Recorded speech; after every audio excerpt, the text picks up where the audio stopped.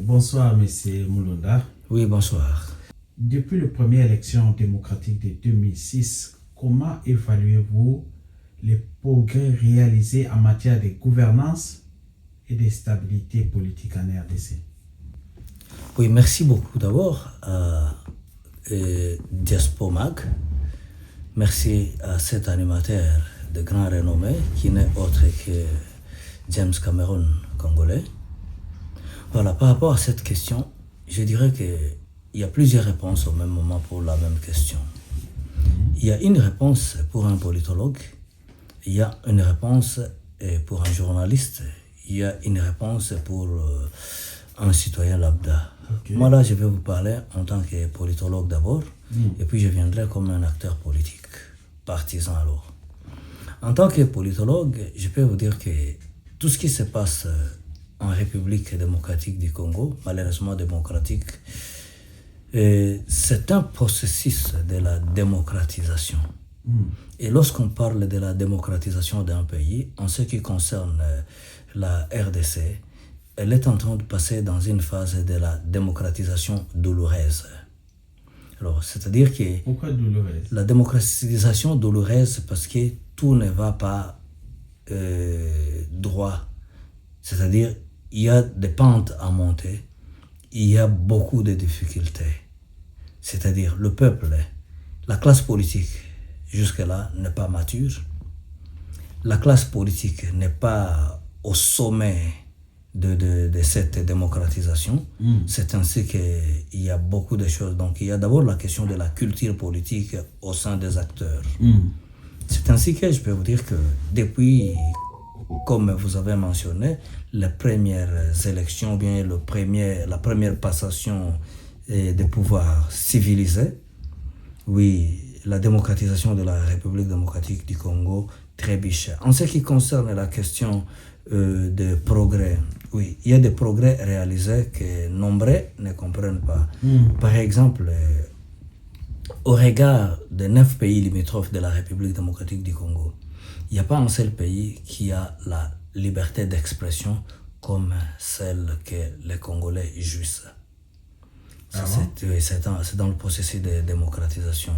L'expression est libre jusque même à aller presque dans l'anarchie. Il y a cette intolérance, c'est devenu, ça fait partie de la culture démocratique. L'expression libre. Vous pensez le progrès, oui, vas-y, allez-y. Vous pensez qu'au Congo, il y a la liberté d'expression? Il y a la liberté d'expression, bien que ce n'est pas garanti à 100%. Et si je souligne bien, comparativement aux pays limitrophes de la République démocratique du Congo. Ok. Voilà. Donc, vous comparez avec d'autres pays? Je compare. Les progrès, il doit être comparatif. Ouais. Oui. Donc, pourquoi ne pas comparer avec l'Europe? L'Europe, c'est parce que qui ont commencé leur processus de démocratisation depuis peut-être plus de 400 ans. L'Europe en général, si on va parler de la démocratie à Athènes, en Grèce, on doit voir Aristote, on va voir Socrate et consorts, c'est difficile de comparer. Tandis que la République démocratique du Congo, on peut parler de ce processus depuis à peine 65 ans, et pas 65 ans. On peut parler, par exemple, de la constitution de la République démocratique du Congo, qui ne peut pas avoir le même âge que la constitution de la France. Pour le cas du Congo, c'est carrément une démocratisation douloureuse. La démocratisation douloureuse, c'est-à-dire, les pays n'est pas souverain comme il le faut. La souveraineté économique, par exemple, les frontières de la RDC, des fois la RDC se retrouve comme un pays tributaire d'autres pays, des fois la RDC se retrouve comme un pays dont la sécurité dépend de la protection d'autres pays, c'est-à-dire que c'est une démocratisation douloureuse. Ok. Alors, passons à la deuxième question. Quels sont selon vous les principaux défis qui freinent l'évolution démocratique du pays, notamment en ce qui concerne la transparence électorale et la séparation des pouvoirs? Merci beaucoup. C'est-à-dire, la République démocratique du Congo, si sa hiérarchie des besoins, elle a besoin de l'éclosion d'une classe politique qui fait l'antithèse de la classe politique qui se présente devant le peuple congolais aujourd'hui. Parce que la démocratie, ou bien la démocratisation d'un pays, la première chose à considérer, à compter sur, c'est la qualité de la classe politique, de l'élite en général. Alors, en ce qui concerne la République démocratique du Congo, il y a une crise sévère du point de vue élite. Il n'y a pas eu d'avancée depuis l'indépendance de la République démocratique du Congo en ce qui concerne l'élite. Dans cette élite, il n'y a pas les qualités humaines. Dans cette élite, il n'y a pas la culture démocratique. Il n'y a jamais eu d'opposition en République démocratique du Congo. Il y a d'opposition d'opportunistes. Il y a d'opposition fictive. D'abord, c'est le terme qui convient à qualifier l'opposition en République démocratique du Congo. L'opposition fictive, c'est-à-dire que le président de la République qui s'est choisi lui-même comme tel un mon-opposant, par exemple, il a une fois désigné Martin Fayoulou comme un bon opposant, un patriote. Il a une fois désigné Mouzito comme un bon opposant. Lorsque le président lui-même s'est choisi les opposants, ce sont des opposants fictifs qui ne servent que d'alibi démocratique. Pour dire qu'il y a la démocratie dans ce pays, X est l'opposant. Ça, c'est d'abord un problème. L'opposition qui pouvait aussi éclore, sortir de l'œuf, devrait être une opposition, comment dirais-je, une opposition républicaine, une opposition qui propose. Mais souvent, l'opposition en République démocratique du Congo, c'est une opposition de règlement des comptes individuels, là où l'intérêt général n'est pas pris en considération. En dehors de la République démocratique du Congo, il y a une opposition, mais cette opposition ne se reconnaît pas. Comme quoi? Comme qui? Bon, quelle opposition? Moi, je peux parler... Pouvez-vous nous citer les noms? Oui, évidemment, aujourd'hui, on cite des noms comme, par exemple, Moïse Katumbi, qui a été poussé à l'exil. Carrément, il a été poussé à l'exil. Vous savez, par exemple, le cas de Matata Pogno, qu'on a poussé à l'exil. Okay. C'est-à-dire, c'est une élimination en préparation. Je ne fais pas la politique partisane ici, mais je dis ce que je dois dire. On les a poussés en exil parce que ce sont eux qui représentent carrément la force. Parce que pour être opposant à la République démocratique du Congo, vous devez d'abord être économiquement stable. Tandis que... Pourquoi économiquement stable? Économiquement stable, parce que lorsque vous voulez aller vous faire soigner en Suisse, le président fondateur ne touche pas dans la caisse de l'État, qu'il va considérer comme sa poche, et vous devenez, on vous ferme la bouche parce que les jets privés... Dette morale. La dette morale. Ouais. Voilà. C'est-à-dire que dès qu'on sait que les campagnes, vous allez les battre avec vos propres moyens, vous devenez en danger une personne à abattre. C'est ça. Kabila, il ne sait pas ce qu'il est en train de faire. Il a fait son temps. Et Kabila, pour cela qui lui prennent comme une opportunité en matière politique, en ce qui me concerne moi, je pouvais dire que Kabila c'est comme un ancien billet de banque. Il n'a plus de valeur. Il n'a pas de valeur à ajouter. Il a fait son temps. Il ferait mieux de s'écarter de la politique et d'attendre que les Nations Unies puissent lui confier certaines missions à gauche, à droite. Il a une certaine expérience, mais lui ne sait pas maintenant là où son expérience serait utile pour le pays. 18 ans de pouvoir, c'est beaucoup, c'est toute une bibliothèque. Malheureusement, je ne sais pas qu'est-ce qui lui a piqué pour ne pas considérer de se mettre au-dessus de la mêlée, voilà le terme. C'est-à-dire, il pourrait commencer à penser à être comme un Sam Mujoma en Namibie. Il pouvait penser, paix à son âme de toute façon, il pouvait penser à être comme Thabo Mbeki en Afrique du Sud. En Tanzanie, ils ont toute une couche d'ex-présidents qui donnent leur apport, pour ne pas comparer avec les grandes démocraties, là où, pour ne pas citer les Obama et consorts. D'accord. Alors, nous passons à la troisième question, peut-être ça va vous intéresser beaucoup.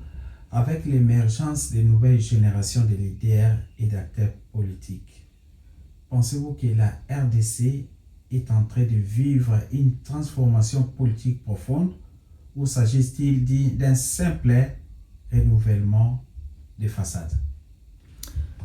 Ce n'est pas un simple renouvellement de façade.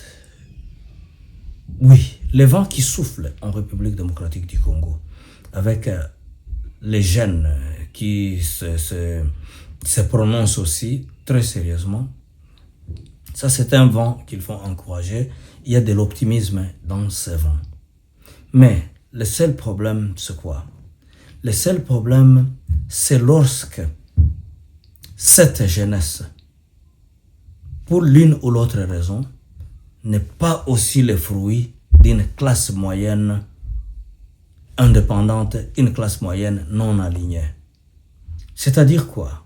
Lorsque vous faites la politique étant d'abord sorti d'une classe moyenne qui n'a aucune dette, qui n'a jamais trempé sa main dans le pot de l'État, qui n'a jamais couru derrière les vampires. Quand je parle de vampires, les politiciens sans qualité humaine qui jouent le rôle de pesanteurs sur la République démocratique du Congo. C'est une bonne chose. Cette jeunesse doit penser son existence en tant qu'une classe moyenne d'abord, qui ne doit rien à la classe mourante. C'est-à-dire, c'est une classe émergente qui est en train d'effacer les dinosaures, les vampires. Mais comment? C'est là que j'étais en train d'insister. Elle doit d'abord se former comme une classe moyenne. Mais une classe moyenne qui n'a jamais pris l'argent dans la caisse de l'État pour s'acheter une Mercedes. Une classe moyenne à laquelle on peut rappeler que tu te souviens que ta maison était construite avec l'argent de lampadaire, par exemple. Tu te souviens que ta maison, ta parcelle, tu l'avais achetée avec telle ou telle mission qu'on t'avait. Donc, une classe moyenne qui n'a jamais détourné. Oui, en ce qui me concerne, je pouvais dire que Constant Mutamba, c'était d'abord un modèle pour la jeunesse congolaise. C'est quelqu'un qui n'a rien hérité de la politique, comme le nom de papa, le nom de famille, comme ces gens qu'on ne peut pas citer.